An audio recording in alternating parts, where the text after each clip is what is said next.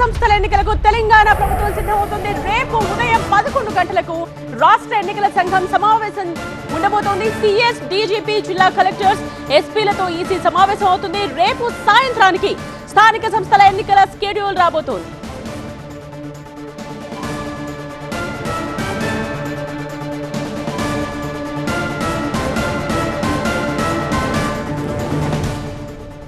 ఈ విషయానికి సంబంధించిన కంప్లీట్ డీటెయిల్స్ తో సీనియర్ కరెస్పాండెంట్ ప్రభాకర్ లైవ్ లో జాయిన్ అవుతున్నారు.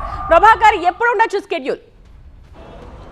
రేపు సాయంత్రానికి షెడ్యూల్ విడుదలయ్యే అవకాశం అయితే కనిపిస్తుంది. దీనిలో భాగంగానే రేపు 11 గంటలకు ఎస్ఈసి స్టేట్ ఎలక్షన్ కమిషన్ రేపు ఒక కీలక సమావేశాన్ని నిర్వహించబోతుంది.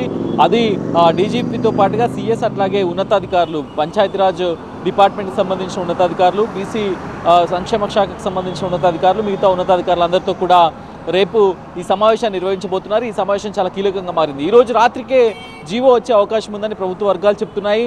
సో ఈరోజు బీసీ రిజర్వేషన్లకు సంబంధించి 42% సంబంధించిన జీవోని ఈరోజు విడుదల చేసి దాన్ని పంచాయతీరాజ్ డిపార్ట్మెంట్కి పంపిస్తారు.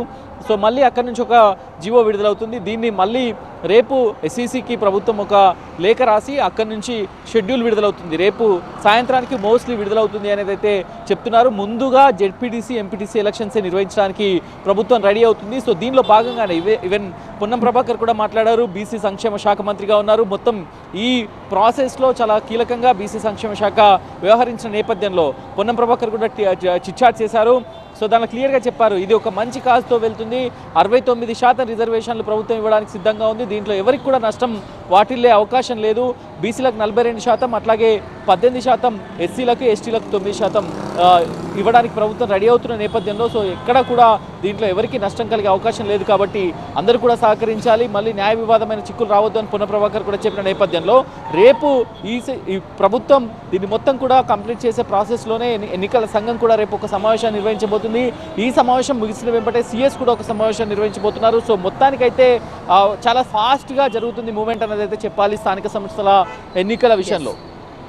రైట్ ప్రభాకర్.